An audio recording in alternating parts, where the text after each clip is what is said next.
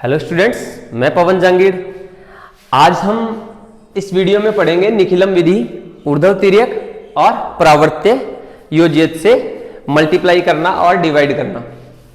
तो पिछले वीडियो में हमने डिस्कस किया था शून्यंत मेथड के बारे में, एकाधिकेन और एक न्यूनन के बारे में। आज जो हम टॉपिक लेके चल रहे हैं वो है निखिलम विधि, ऊर्ध्व तिर्यक और परावर्त्य। तो सबसे पहला जो मेथड है वो है निखिलम विधि। तो निखिलम विधि से हम गुणा करना भी सीखेंगे और भाग देना भी सीखेंगे। तो सबसे पहले हम कर रहे हैं गुणा। निखिलम विधि सीखने से पहले आपको एक चीज ये माइंड में सेट करके रखनी है कि जब भी निखिलम विधि से आप कोई भी क्वेश्चन सॉल्व कर रहे हो तो आपको उसमें आधार लेना होता है।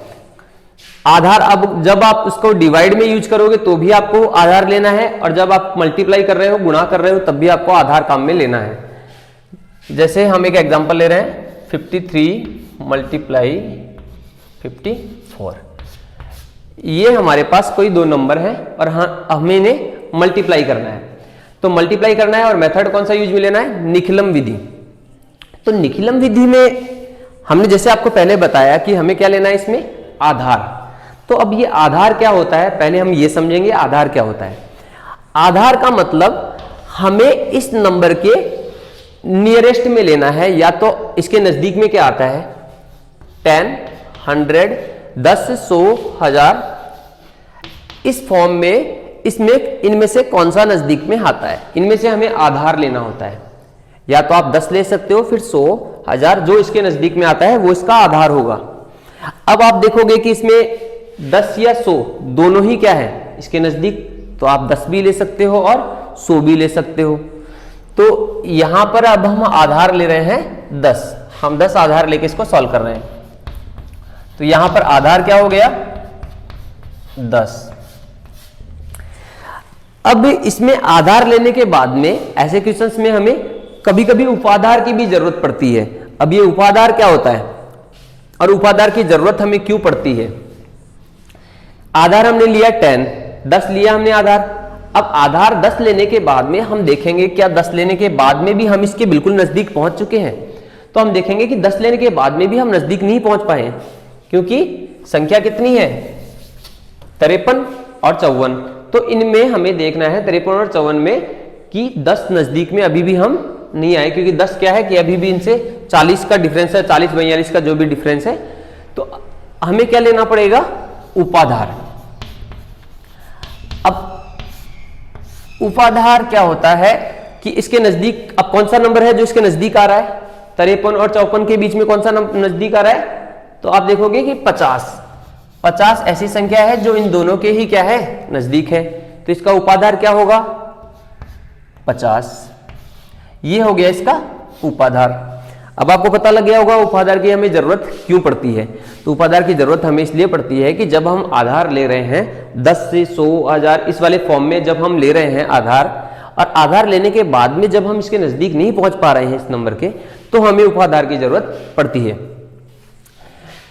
तो उपाधार लेने के बाद में अब हमें एक चीज और इसमें यूज में लेनी है, उपाधार अंक। उपाधार अंक। अब ये उपाधार अंक क्या है कि उपाधार अंक वो होता है कि आधार को ऐसे कौन से नंबर से हमने मल्टीप्लाई किया कि उपाधार आ रहा है। उपाधार यानी आधार को ऐसे कौन से नंबर से हमने गुणा किया कि ये हम उपाधार 50 हमें प्राप्त हुआ। तो 10 को हम किससे गुणा कर रहे हैं? 5 से। देखो 10 को 5 से जब हम गुणा करेंगे तो क्या आएगा 50। या फिर दूसरा तरीका ये है कि आप उपाधार में आधार का क्या दे दो भाग। तो यहां पे हमारे पास उपाधार अंक आ गया 5, क्योंकि 10 को जब 5 से गुणा किया तभी हमें क्या मिला 50। तो जब भी हमें कोई क्वेश्चन निखिलम विधि से जब हमें मल्टीप्लाई करना है, गुणा करना है, तो सबसे पहले हमें ये डिटेल जरूरी है, आधार लेना है, उसके बाद में उपाधार लेना है और फिर उपाधार अंक लेना है। अब इसके आगे की प्रोसेस हम यहां पे करते हैं।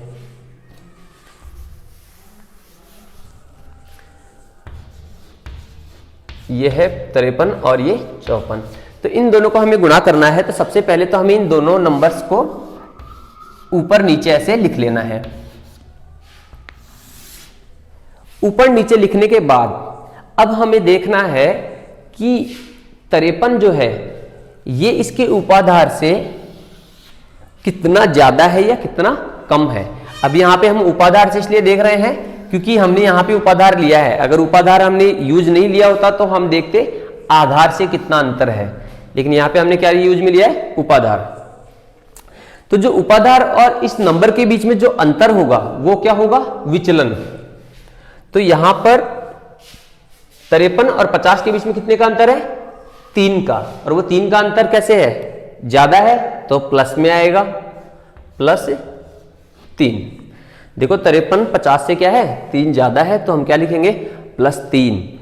और 54 जो है वो 50 से कितना ज्यादा है, +4।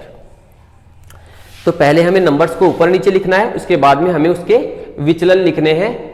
53 50 से 3 ज्यादा था और 54 जो है 50 से 4 ज्यादा था। अब यहां पर संख्याएं 2 हैं तो हमें 2 कॉलम बनाने हैं। संख्याएं 2 हैं तो 2 कॉलम बनेंगे और संख्याएं 3 होंगी तो हमें 3 कॉलम बनाने हैं। पहले वाला जो कॉलम है राइट हैंड साइड से दाईं तरफ से जो पहला कॉलम है उसमें हमें दोनों विचलन को गुणा करना है। अगर संख्याएं हमारे पास 3 होंगी तो भी हमारे पास जो फर्स्ट वाला कॉलम है उसका वही काम है, हमें विचलन्स को क्या करना है, आपस में गुणा करना है। तो हम किसको गुणा करेंगे, 4 गुणा 3। अब जो ये सेकंड कॉलम है, फर्स्ट कॉलम जो पहला, जो दाईं तरफ वाला जो पहला कॉलम है उसमें हमें विचलन को आपस में गुणा किया, और जो दूसरा कॉलम है उसमें हमें क्या करना है कि कोई भी एक संख्या ले लेनी है। इनमें से हमें कोई भी एक संख्या ले लेनी है। तो मान लो हमने लिया संख्या यहाँ पे 53। अब 53 जो है उस संख्या में से, ये 53 जो हमने संख्या ली उसके सामने वाला विचलन नहीं लेना। जो भी संख्या लेंगे हमें उसके सामने वाली ना लेके जो दूसरी जो बच गई है वो वाली विचलन हमें लेना है। जैसे हमने लिया यहाँ पे 53 और 53 में उसके सामने वाला 3 ना लेकर हमें क्या लेना है, +4। इतना करने के बाद में यहां पर इस ब्रैकेट के बाहर हमें मल्टीप्लाई में लिखना है उपाधार अंक। अगर उपाधार अंक है तो हमें यहां पर मल्टीप्लाई में लिखना होगा उपाधार अंक। अब इसको गुणा कर लो, 4 × 12, 53 और 4 कितने हो जाएंगे, 57 गुणा 5, 57 गुणा 5। तो इसको आपस में गुणा करो, 5 संते 35, 3 बच गए, 5 को 5 से गुणा करेंगे, 5 पंजे 25 और 3 28, और दूसरे वाले कॉलम में आ गए 12। 5 संते 35, 3 बच गए, 5 पंजे 25 और 3 28। तो ये हमारे पास दोनों कॉलम में 2 संख्याएं आ गई। इतना करने के बाद में हमें फिर ये देखना है कि हमारे जो आधार में या उपाधार में कितने जीरो हैं। तो आधार में कितने जीरो हैं, 1 जीरो है।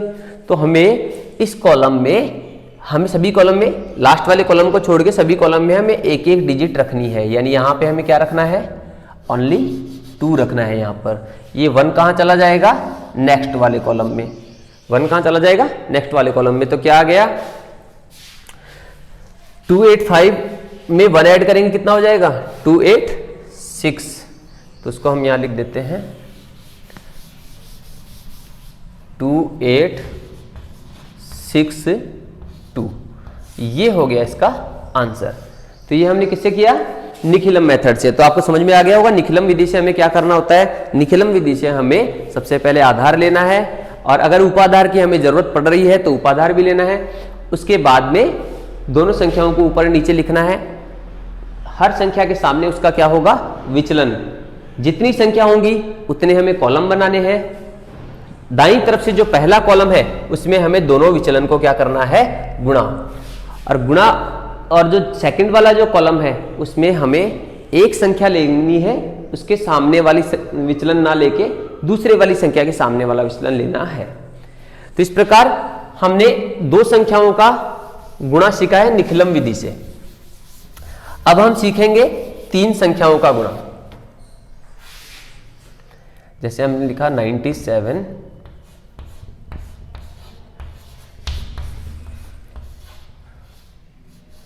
ये हमारे पास 3 संख्या है और तीनों संख्या को हमें किससे गुणा करना है? निखिलम विधि से। तो वही इसमें हमें क्या लेना होगा? सबसे पहले आधार लेना होगा। तो आधार लेने के लिए हमें देखना है कि तीनों संख्याओं के नजदीक में क्या है। तो सबसे नजदीक क्या आ रहा है इसमें? 100। तो हमें क्या लेना होगा? आधार हमने लिया इसका, आधार लिया हमने 100। अब क्या इसमें हमें उपाधार लेने की जरूरत है? हमें उपाधार लेने की जरूरत नहीं पड़ेगी, क्योंकि 100 इसके बिल्कुल नजदीक आ चुका है। इसके बाद में हमें वही तीनों संख्याओं को क्या करना है? आपस में एक के नीचे एक करके ऐसे लिख लेना है। हमने तीनों संख्याओं को लिख लिया। अब क्या करेंगे? अब हमें उसमें हम उपाधार से अंतर देख रहे थे, उपाधार में और संख्या में कितना अंतर है, और यहां हमें क्या देखना है?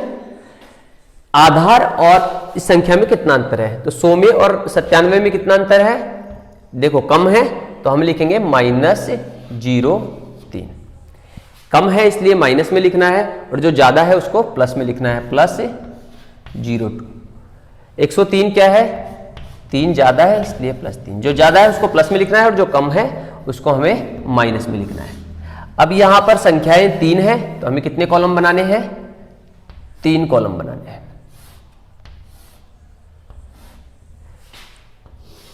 फर्स्ट वाले कॉलम में दाईं तरफ से जो पहला कॉलम है उसमें हमें वही करना है, तीनों संख्याओं को आपस में गुणा करना है। तीनों विचलन को आपस में गुणा करना है। तो मैं कर देता हूं -3 गुणा +2 गुणा +3। जो लास्ट वाला जो कॉलम है उसमें वही कोई भी एक संख्या लेनी है, उसके सामने वाला विचलन ना लेके बाकी दोनों संख्याओं के विचलन हमें लेने हैं। तो 97, ये -0.3 नहीं लेंगे, हम लेंगे +0.2 +0.3। अब इसमें एक बीच वाला कॉलम अलग से आ गया, तो इसके बारे में हम अलग से समझ रहे हैं कि ये जो विचलन है, ये जो तीनों हमारे पास विचलन है, बीच वाले कॉलम में हमें क्या करना है? 2-2 के पेयर बना के हमें मल्टीप्लाई करना है और फिर ऐड करना है। तो सबसे पहले मैं 3 और 2 को आपस में गुणा कर रहा हूं, तो -3 गुणा 2 प्लस, अब 2 और 3 का पेयर बनाएंगे, 2 और 3 को आपस में गुणा करेंगे, फिर प्लस का साइन लगाएंगे, और 3 और 3 को, -3 को और 3 को आपस में गुणा करेंगे। तो बीच वाले कॉलम के बारे में आप समझ चुके होंगे कि हमें क्या करना है? 2-2 के जोड़े बना के हमें गुणा करना है। 3 को 2 से गुणा किया, फिर 2 को 3 से किया, और फिर 3 को 3 से। अब हम इनका जो भी गुणा है वो हम लिख रहे हैं। 3 को 2 से गुणा करेंगे, 3 दूनी 6, और 6 को 3 से करेंगे, 6 तिये 18। तो जो लास्ट वाले कॉलम में आया वो आया -18। देखो 3 और 2 को जब गुणा किया हमें क्या है? 3 दूनी 6, ये प्लस में है और ये माइनस में, तो 6 तिये 18 -18। या इसको करेंगे 3 दूनी 6, ये माइनस में 6 है, तो हम इसको लिख रहे हैं -6 प्लस 3 दूनी 6, ये कैसे है? प्लस में, और जो ये लास्ट में है 3 को 3 से गुणा करें, कितना हो जाएगा? 3 तिये 9 -9। और जो लास्ट वाला कॉलम है उसमें हमें ऐड कर लेना है 3 और 2 5, और 5 और 97 और 5 कितने हो जाएंगे? 102। 97 और 5 कितने हो गए? 102। अब हमें कर लेना है इसको -18। अब देखो 6 प्लस है, 6 प्लस का है और 6 माइनस का, कितने हो जाएंगे? ये 0, और क्या बच गया हमारे पास? -9। यहां पे क्या आ गया? 102।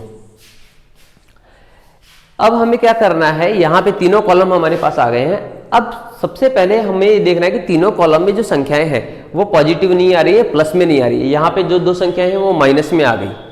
तो जो माइनस में संख्या आ रही है, सबसे पहले हमें उसे प्लस में करना होगा, बाद में उसके आगे की प्रोसेस हम करेंगे। तो सबसे पहले हमें इसको प्लस का बनाना है, तो इसको प्लस का जब हम बनाएंगे तो हमें यहां से कुछ कैरी लेनी है। अब यहां से कैरी लेने के लिए इसके पास कुछ है ही नहीं, क्योंकि ये पहले से इसमें भी क्या है? माइनस में है। तो हमें क्या करना होगा? पहले इसको पॉजिटिव बनाना है, तो इसको पॉजिटिव बनाने के लिए हमें यहां से कैरी लेनी होगी, यहां से हम हासिल लेंगे। तो सबसे पहले हम -9 को क्या कर रहे हैं? प्लस का बना रहे हैं। तो इसके लिए हम यहां से क्या लेंगे? 1 लेंगे। तो यहां से जब हम 1 लेंगे तो इसके पास तो बच जाएगा 101, और जो ये 1 हमने लिया यहां से, वो 1 इस आधार से गुणा हो जाएगा। ये 1 लिया वो इस आधार से गुणा होगा, कितना हो गया 100, और हमें अगले कॉलम में 100 में से माइनस करना है 9। ठीक है, अब नेक्स्ट है -18। इसको आगे हम यहां करते हैं 101, 100 में से जब 9 माइनस करेंगे कितना हो जाएगा 91, और लास्ट वाले कॉलम में -18। अब देखो, अब लास्ट वाले जो माइनस वाला जो नंबर है इसको भी हमें क्या बनाना है, पॉजिटिव बनाना है, प्लस में बनाना है। तो इसके लिए हम इस 91 में से हम क्या लेंगे 1, और वो 1 क्या होगा 100 से मल्टीप्लाई, जो भी हम साइड वाले नंबर में से लेते हैं वो क्या होता है आधार से क्या हो जाता है गुणा। तो 101 यहां पे कितना बच गया 90, और वो 1 जाके यहां पे क्या हो जाएगा 1 आधार से गुणा होगा, बन गया 100, और 100 में से जब 18 माइनस करेंगे कितना आ जाएगा 101, 90, 100 में से 18 माइनस करेंगे कितना आ जाएगा 82। अब तीनों कॉलम में हमें देखने हैं कितने कितने डिजिट हमें रखने हैं। तो डिजिट किसके अकॉर्डिंग रखने होते हैं हमें, आधार के हिसाब से। तो आधार के यहाँ कितने जीरो है, आधार में 2 जीरो है, तो हमें 2 अंक रखने हैं। तो यहाँ पे भी 2 अंक है, यहाँ पे भी 2 अंक है, और लास्ट वाले डिजिट में, लास्ट वाले कॉलम में जितने डिजिट होते हैं उतने ही रखने होते हैं। तो हम लिखेंगे 101908 2। तो ये क्या हो गया हमारा निखिलम से मल्टीप्लाई।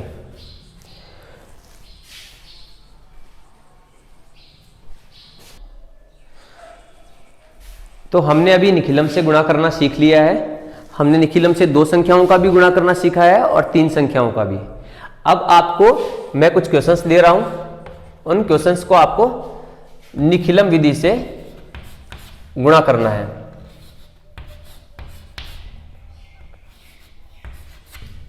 क्वेश्चन नंबर फर्स्ट, इसको आपको किससे करना है, निखिलम विधि से गुणा करना है।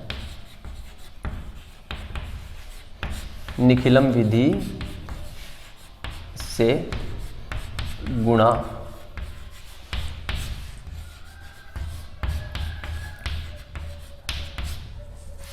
तो एक क्वेश्चन तो ये हो गया आपका। सेकंड क्वेश्चन वो है 95 मल्टीप्लाई 105 गुणा 97। दूसरा क्वेश्चन ये है, और थर्ड जो क्वेश्चन है वो है 45 गुणा 52। और एक क्वेश्चन और दे देते हैं हम,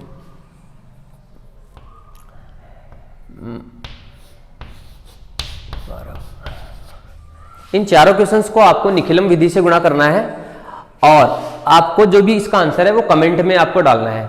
अगर आपका क्वेश्चन जो आंसर है वो रॉन्ग है या नहीं, इसको चेक करने के लिए आपको इसको साधारण गुणा करके देख लेना है। जैसे आप नॉर्मल गुणा करते हो 23 गुणा 27, पहले इन दोनों को गुणा कर लो, और जो भी आंसर इसका आएगा उस आंसर में आपको फिर 24 से गुणा कर लेना है। इस प्रकार से आप अपने जो आंसर है उसको चेक कर लीजिएगा, और आपको इन सभी के जो आंसर है वो कमेंट में आपको इसका आंसर देना है।